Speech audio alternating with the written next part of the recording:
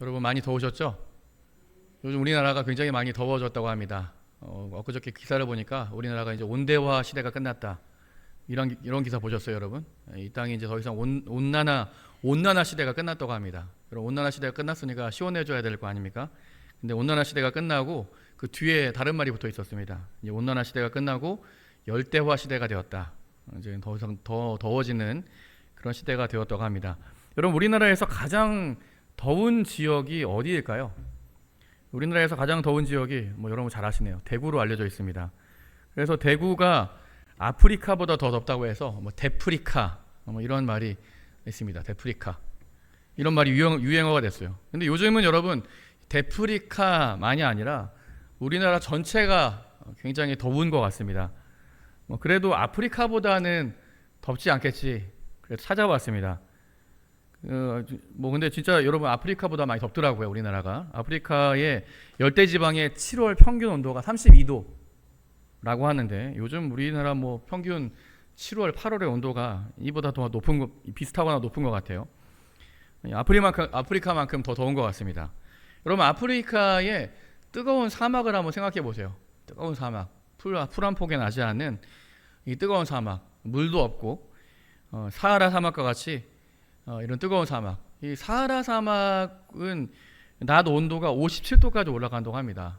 굉장히 뜨거운데요. 그곳에는 정말 생명체가 살 수 없고 이 박테리아조차도 살 수 없을 만큼 이 메마르고 황폐한 곳이 열대지방의 사막지대라고 합니다. 오늘 우리 함께 읽은 이사야서에서는 이스라엘의 영적인 상태가 바로 이 사막과 같다 이렇게 말씀을 하세요. 이 메마른 사막과 같다. 그 땅은 오랫동안 황폐하였고 버려졌고 모두 무너진 채로 방치된 것 같은 정말 풀 한 폭이 나지 않는 이 방치된 황폐한 사막과 같은 그런 상태였습니다. 물론 여러분 이 땅이 단지 사람들이 돌보지 않고 가뭄 때문에 황폐하고 메마른 것이 아닙니다. 사실 이 가뭄은 영적인 황폐함이고 영적인 가뭄이었죠. 하나님의 백성이었던 이스라엘 백성들이 하나님을 떠났어요. 그리고 죄를 짓고 우상을 만들어 섬겼습니다. 이 생수의 근원 되시는 하나님을 버리니까 당연히 이 땅이 메마르고 황폐해지겠죠. 그리고 물을 찾겠다고 메마른 사막에서 아무리 구덩이를 파도 여러분 거기서 물이 나올까요, 안 나올까요?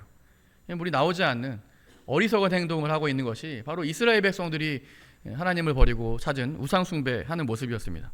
결국 이스라엘은 마치 사막과 같이 황폐할 대로 황폐해지고만 형편이 되었습니다. 하나님은 이 무너지고 이 사막과 같이 버려진 이 황폐한 이스라엘을 안타까워하시죠. 그래서 오늘 하나님이 이 땅을 다시 돌보기로 하셨습니다. 이 황폐한 이 땅에 찾아가셔서 그 땅을 다시 개간하시는 거예요. 곡괭이를 들고 돌을 골라내고 이 메마른 땅을 열심히 개간하셨습니다. 그리고 이 메마른 땅을 적시기 위해서 물을 끌어가고 왔어요. 그리고 그곳에 다시 눈물로 씨를 뿌리고 묘목을 심습니다. 씨가 자라는 동안 열심히 하나님이 돌보셨어요. 거친 비바람도 잘 막아내고 메마른 가뭄의 위기도 열심히 해서 잘 극복했습니다. 그리고 드디어 그 땅에 싹이 돋고 우미 돋게 하시는 장면이 이제 이사야 전체의 이제 말씀이에요. 하나님께서 이스라엘을 그렇게 회복하시는 그런 내용들이 이사야서에 담겨 있습니다. 오늘 함께 읽은 이사야서 61장 말씀에도 이 오래 황폐하고 무너진 이 땅을 다시 회복하기를 원하시는 하나님의 마음이 잘 담겨 있습니다. 하나님은 이 땅을 회복하기 위해서 특별히 어떤 사람을 좀 준비시키시는데요. 하나님은 그 사람에게 좀 기름을 부어서 특별한 사명을 주십니다. 여러분 이스라엘에서 기름을 부어서 사람을 세우는 것은 어떤 특별한 임무를 맡은 사람들에게 보통 기름을 부어 세우지 않았습니까? 제사장이나 선지자와 같이 하나님의 영광을 위해서 섬기는 하나님 말씀을 전하는 이런 사람들에게 기름 부어 세우기도 했고 특별히 왕을 세울 때에도 우리 다윗이나 이런 사람들 세우는 거 보면 기름을 부어서 왕을 세우는 그런 장면을 여러분 성경에서 보셨을 것입니다. 오늘 하나님이 이스라엘을 회복하고 다시 일으키는 이 특별한 사명, 이 사명이 사실 어려운 사명이거든요. 쉽지 않은 사명입니다. 위험하기도 했고 엄청나게 힘든 사명이었습니다. 이 오래 황폐한 곳을 다시 일으키고 이 사막과 같은 이 땅을 다시 이렇게 개간해서 회복시키는 일, 이게 아무나 할 수 있는 일이 아닙니다. 어떤 특별한 재능을 가졌다고 할 수 있는 일도 아니었어요. 그래서 하나님이 이 특별한 임무를 위해서 그 사람에게 기름을 부으십니다. 그러자 그 기름 부음 받은 그에게 하나님의 영이 임해요. 하나님의 영이 임하고, 그리고 그 사명을 위해서 곧바로 하나님의 뜻대로 사역을 시작하는데요. 먼저 오늘 이 사역을 보면 가난한 자들에게 아름다운 소식을 전했습니다. 그리고 마음이 상한 사람들의 그 상처를 싸매주는 그런 일을 했다는 거예요. 포로된 사람들을 자유하게 하고 갇힌 사람들에게 노임을 선포했습니다. 여러분, 사회적인 약자, 이 가난한 사람들 한번 생각해 보세요. 이 가난한 사람들은 힘이 없기 때문에 경제적인 이런 공경, 경제적으로 부족하고 가난하고 이런 것들뿐만 아니라 사실 사회적으로도 부당한 대우를 받는 사람들이에요. 있는 사람들에게 갑질을 당하고 전혀 존중받지 못하는 그런 그 세상을 살아가는 사람들이 가난한 사람들이죠. 그 여러 가지 이유로 어려움에 처하게 됩니다. 돈이 없어서. 돈이 없는 게 유전무죄라고 하잖아요. 유전유죄라고 하잖아요. 무전유죄. 돈이 없는 게 죄라고.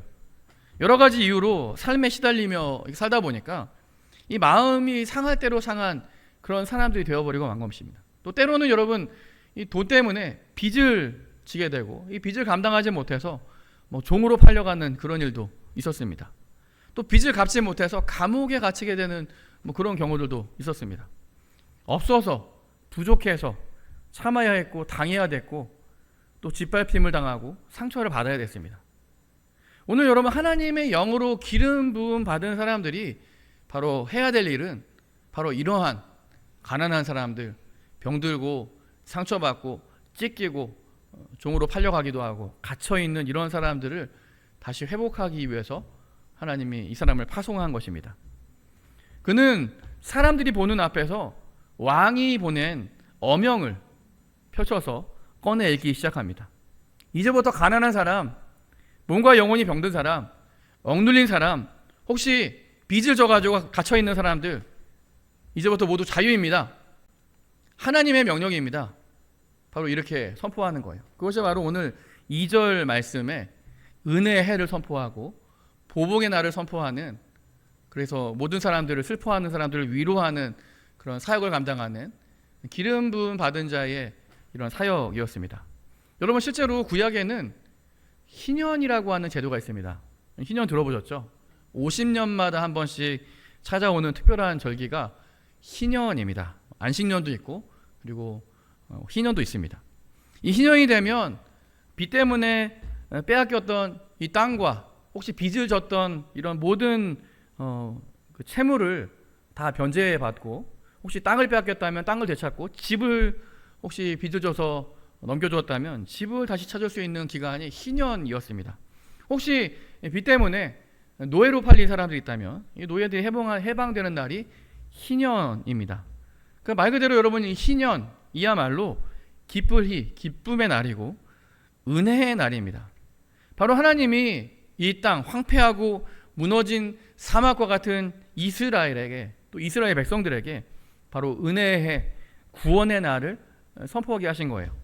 메마른 이 땅에 마치 하나님의 은혜가 비처럼 내리기 시작하고 구원의 강물이 흘러넘치는 그런 일들이 마치 정말 이런 그림처럼 일어나는 거예요. 다시 사람들이 돌아와서 이 황폐한 이 땅을 정말 개간하기 시작하고 양떼를 치고 농사를 짓고 포도원을 일구기 시작합니다.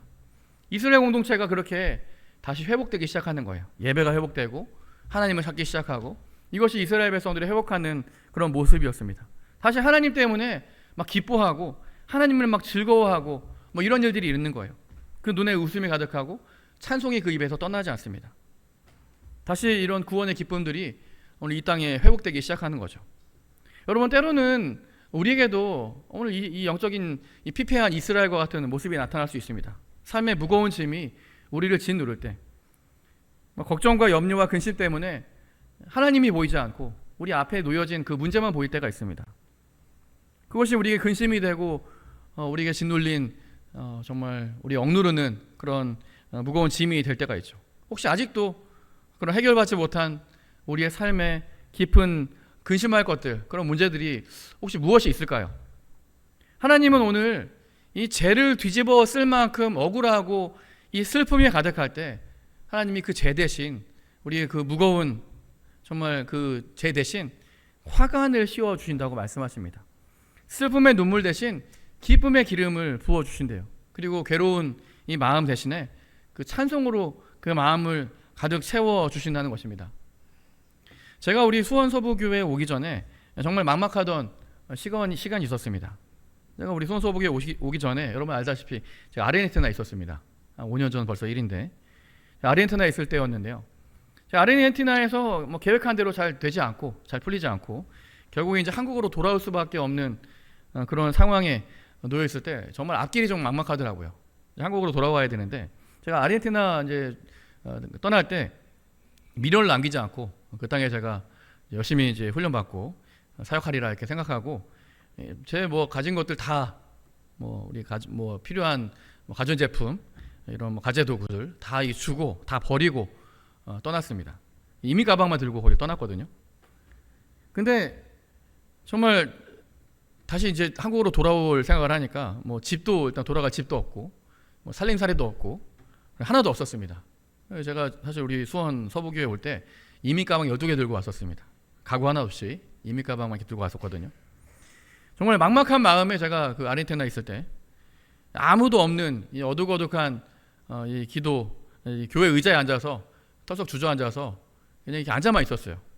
뭐 여러분 그런 정말 힘들고 어려운 순간이 되면 뭐 기도조차 나오지 않지 않습니까? 그냥 이렇게 교회 의자에 아무도 없는데 예배 시간도 아니고 컴컴한 어둑어둑한 교회 의자에 이제 털썩 주저앉은 거예요. 뭐 기도도 잘 안 나오더라고요.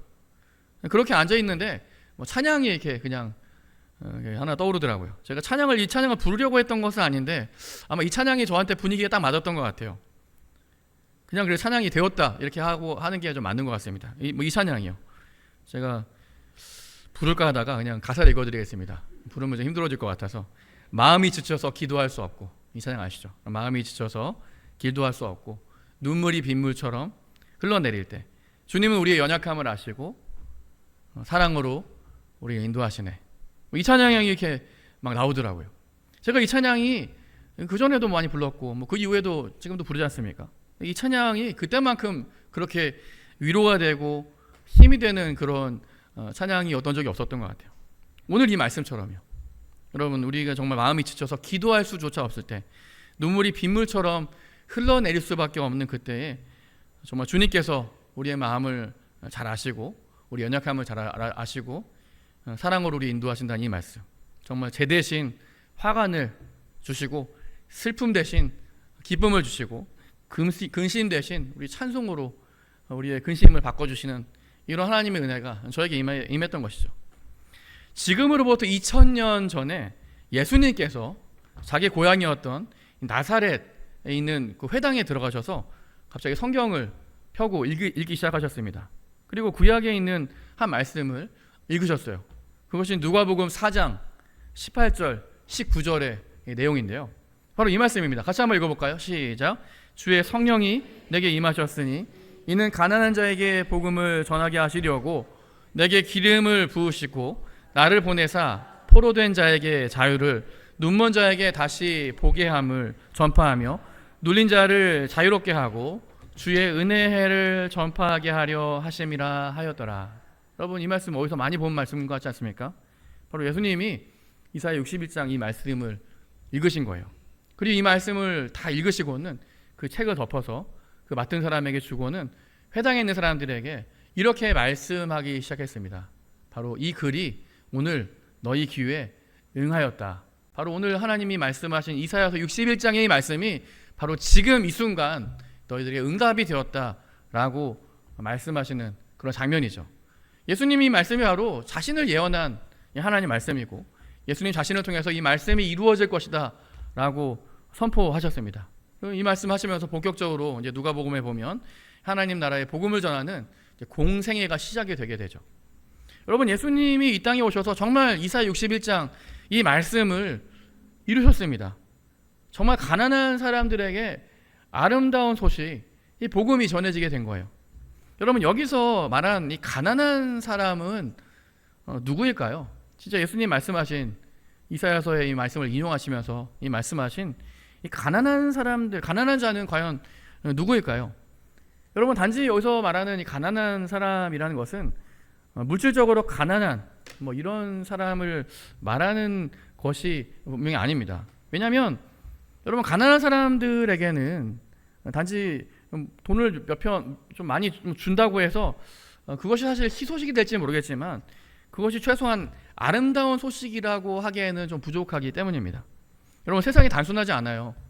우리의 통장 잔고가 많이 쌓이고 아파트 평수가 넓어지고 우리가 살아가는 집이 훨씬 더 환경이 넓어진다고 해서 그것이 꼭 행복의 척도는 분명히 아닌 것은 우리가 지금까지 살아온 우리의 경험을 통해서 알 수 있습니다. 오히려 물질적으로 가난해도 없어도 마음이 풍성한 사람들이 많이 있기 때문입니다. 반대로 돈이 많아도 넓은 집에 살아도 좋은 차 타고 다녀도 사실 정말 뭔가 부족하고 결핍하고 결여된 채로 살아가는 사람들도 굉장히 많이 있습니다. 그래서 뭔가에 억눌린 것 같고 뭔가에 홀린 것 같이 살아가는 이 세상이 되고 있는 것이죠. 어디가 길인지도 모르고 무엇이 진리인지 모르면서 그렇게 혼란하고 어지럽게 살아가는 그 시대가 되었습니다. 최소한 오늘 이 2023년 오늘 이 시대가 최소한 30년, 40년 여러분 젊었을 때보다 훨씬 잘 살게 된 게 사실 아닙니까? 하지만 그때보다 더 우리가 궁핍하고 그때보다 더 우리가 결여되고 결핍한 그런 시대가 된 이유가 뭘까요? 여러분, 이 땅 가운데 더욱더 혼란하고 무엇이 진리인지 혼란한 그런 시대를, 어지러운 시대를 살기 때문입니다. 사랑도 없고 기쁨도 없고 희망도 없는 그런 삶을 살아가는 오늘 이 시대의 모습이요. 바로 예수님이 이런 사람들에게 복음이 되신다는 거예요. 가난한 사람들에게 복음이 되게 하신다는 것입니다. 여러분, 누가복음 19장에 보면 세리장이었던 삭개오가 나와요. 여러분, 삭개오가 예수님을 만납니다. 여러분, 삭개오는 여러분 아시다시피 부자였습니다. 돈도 많았고 지위도 권세도 있었습니다. 힘도 있었어요. 얼마든지 자기가 마음 먹으면 무엇이든지 이룰 수 있는 그 정도의 돈과 권세를 가진 사람이었습니다. 하지만 그런 것들이 아무리 많아도 분명히 우리가 발견하는 삭개오는 행복하지가 않았어요. 뭔가 부족하고 뭔가 결핍된 그런 사람이었습니다. 자유롭지 못하고 자신을 속박하는 것이 되고 속박하는 그런 일들이 되고 말았습니다. 예수님이 이 부자 삭개오를 찾아오셔서 삭개오를 자유하게 하신 것입니다. 돈에 눈이 멀었던 이 삭개오의 눈을 뜨게 하시고 재물의 포로가 된 이 삭개오를 풀어 자유하게 하신 것입니다. 여러분, 삭개오는 예수님 말씀대로 신천했어요. 자신의 재산을 다 탕진해서 다 팔아서 다른 사람들에게 나누어 주기 시작합니다. 여러분, 생각해 보세요. 여러분, 삭개오가 자신이 가진 그 재산을 다 퍼주고 나눠주면서 물질적으로는 아마 가난하게 됐을지도 몰라요. 아마 다 퍼주고 아마 삭개오는 예수님 따랐겠죠. 아마 물질적으로는 그 이전보다 훨씬 더 가난하게 되었을지 모릅니다. 하지만 여러분, 우리가 분명한 사실을 알죠. 그가 비록 물질적으로는 가난하게 되었어도 예수님을 만나서 그 마음이 풍성해지기 시작했다는 것을요. 오늘 1절 말씀을 보면 이 가난한 자라고 하는 이 말씀 앞에 혹시 여러분 성경책 보시면 1번 아니면 기역 이렇게 관주가 달려 있을 거예요. 그 관주 밑에를 보시면 뭐라고 써 있냐면 제 성경책에는 겸비한 자 이렇게 쓰여 있습니다. 겸비한 자. 여러분, 겸비한 자가 과연 누구일까요? 마태복음 5장 3절에 보면 예수님께서 이 가난한 자에 대해서 다시 한번 설명하십니다. 마음이, 심령이 가난한 사람들이 바로 복이 있다라고 말씀하시는 거예요. 하나님 앞에서 내가 영적으로 아무 쓸모없는 상태입니다. 그런 사람이 여러분 심령이 가난한 사람들이라는 거예요. 삭개오처럼 내가 가진 것으로는 아무것도 이룰 수 없고 오직 하나님 앞에서 저는 아무것도 가진 것이 없는 빈털터리 죄인입니다. 이렇게 인정하는 사람들이 이 마음이, 심령이 가난한, 오늘 겸비한, 겸손한 사람이라는 거죠. 그래서 예수님 없이는, 주님 없이는 우리가 살 수 없고, 우리 앞에 했던 찬양처럼요. 정말 예수님 없이는 우리가 아무것도 아닙니다. 정말 예수님이 너무나 필요합니다. 그렇게 전적으로 필요한 사람들이 바로 마음이 가난한, 정말 겸비한 사람들이라는 거죠. 이렇게 마음이 겸비한 사람, 심령이 가난한 사람에게 복된 소식이, 진짜 복음이 선포가 되고 복음이 필요한 거예요. 그래서 삭개오처럼 가진 돈으로 위로받는 게 아니라 예수님 때문에 마음의 위로를 받고 힘을 얻고 그 마음의 시온의 대로가 생기는 거죠. 이젠 더 이상 나는 부족한 사람이 아니야. 여러분, 그래서 이 가난한 사람들에게 이 아름다운 소식이 예수님을 통해서 전해지기 시작하는 거예요. 예수님 안에서 구원의 기쁨을 발견하고 자유함을 누리고 예수님 안에서 우리가 정말 하나님의 귀한 뜻을 발견해 나가는 것입니다. 이것이 오늘 우리에게 이 구원의 기쁨의 소식이 되는 것이죠. 근데 여러분, 하지만 이렇게 이 구원의 복, 이 구원의 기쁨이 우리 가운데 회복되기 위해서는 사실 이런 예수님이 전하신 우리 구원의 기쁨, 이것만 가지고는 우리가 그것을 아는 것만 가지고는 좀 부족합니다. 오늘 이사야서 61장 전체가 우리에게 이루어지기 위해서는 또 다른 우리 은혜, 또 다른 회복이 필요했습니다. 이제 예수님을 통해서 이루어 주신 사명이 바로 오늘 우리를 통해서 다시 또 시작되고 이루어져야 될 차례가 된 것입니다. 오늘 6절 말씀 볼까요? 6절 말씀 보시면 여러분, 우리가 하나님께서 우리 가운데 구원의 이런 기쁜 소식을 전하는 것으로 끝나는 것이 아니라 우리에게 특별한 명령을 주십니다. 6절 말씀인데요. 같이 한번 읽겠습니다. 시작. 사람들이 너희를 우리 하나님의 봉사자라 할 것이며 너희가 이방 나라들의 재물을 먹으며 그들의 영광을 얻어 자랑할 것이니라. 하나님이 이제 이스라엘 백성들을 회복시키시고 하나님 백성들에게 복을 주시고 이렇게 회복시키시면 동시에 하나님이 사명을 주시겠다는 거예요. 어떤 사명을 주시는 것일까요? 오늘 하나님이 이렇게 회복시키시는 이유는 이스라엘 백성들만, 하나님의 이런 사람들만, 우리만 복을 받고 잘 살도록 하는 것에 그 목적이 있지 않습니다. 하나님 오늘 이 말씀대로 하면 이스라엘이 제사장 나라가 되길 원하셨어요. 제사장 나라. 여러분, 제사장은 어떤 사람입니까? 하나님과 백성 사이를 중재하는, 연결하는 그런 역할을 감당해야 됐습니다. 제사장은 특별한 직분이에요. 하나님께 직접 하나님의 뜻을 우리가 받고 또 때로는 백성들의 죄를 하나님께 용서받는 그런 특별한 그런 사람들입니다. 하지만 제사장들이 그렇게 복을 받은 사람들, 그런 정말 중요한 사람들이지만 중요한 사명이요. 그 중재하는 역할들을 해야 됐던 거죠. 바로 이스라엘이 그런 역할을 하기 원하신 것입니다. 하나님께서 주신 이런 구원과 이 기쁨과 영광을 누리는 동시에 이 구원의 기쁨을 다른 사람들에게 잘 흘려주는 것이요. 하나님의 이런 뜻을 또 다른 사람들이 알게 하는 그런 복의 통로, 그런 복음의 통로가 되는 것이 이스라엘의 정말 중요한 사명이었습니다. 또 다른 마음이 가난한 사람들에게, 또 다른 눈이 먼 사람들에게 복음을 전하는 그런 복음의 통로가 되는 것이죠. 죄로 인해서 억눌린 사람들을 자유하게 하는 영적인 해방자 같은 역할들을 하기 원하시는 거예요. 눈이 멀어서 길을 잃어버린 사람들에게 바른 길로 인도하는 영적인 가이드가 되게 하신 것이 오늘 하나님이 오늘 이스라엘과 또 우리에게 주신 이 사명입니다. 그래서 예수님이 오늘 우리를 예수 그리스도의 흔적이라고 부르게 하셨습니다. 우리를 통해서 예수님이 증거가 되고 예수님의 살아계심이 나타나고 예수님의 사역이 나타나면 우리 한 사람 한 사람이 예수님의 흔적이고 예수님의 증인이고 예수님의 제자의 삶을 살게 된다고 그렇게 말씀하시는 거죠. 오늘 말씀을 마치면서 여러분, 끌레르보라는 지역 아십니까? 이 프랑스에 있는 한 지역의 이름이에요. 끌레르보. 되게 아름다운 곳인데 사실 여러분, 이곳이 원래는 아우브강 유역의 원시림과 황야로 이렇게 에워싸인 굉장히 어두운 지역이었다고 합니다. 태양이 거의 비추지 않을 정도로 굉장히 어둡고 깊은 골짜기 마을, 그것이 끌레르보. 이름은 예쁘지만 끌레르보 골짜기 마을 지역이었습니다. 사실 그래서 그곳의 원래 이름은 끌레르보가 아니라 쓴 쑥의 골짜기, 굉장히 쓰고 굉장히 어둡고 심심한 곳이다. 그 지역에는 강도가 굉장히 많아서 별명이 강도의 소굴, 도둑의 소굴이라고 불릴 정도로 프랑스에서 굉장히 마치 슬럼가처럼 굉장히 어두운 지역으로, 사람들이 찾지 않는 지역으로 알려져 있었습니다. 이 끌레르보 지역에 어느 날 한 수도사를 중앙본부에서 파송하면서 이 지역에 파송했어요. 이 지역에 파견된 이 수도사, 이 사람은 그 지역에 그 수도원을 세우고 그 지역을 좀 복음으로 변화시키라, 이런 이제 명령을 받고는 이 지역 끌레르보 지역에 파송을 받은 것이죠. 이 사람이 이 지역에 들어와서 작은 오두막을 세웠습니다. 그리고 이제 먹을 것이 없으니까 이 풀을 캐서 먹고 나무 뿌리를 먹으면서 굶주리를 이겨내면서 열심히 그곳을 복음으로 개척했습니다. 고된 노동을 하고 엄격한 수도사로서의 그 생활을 감당하면서 그 지역이 변화되도록 열심히 기도하고 노력했어요. 특별히 이 사람이 가르친 것이 중세시대거든요.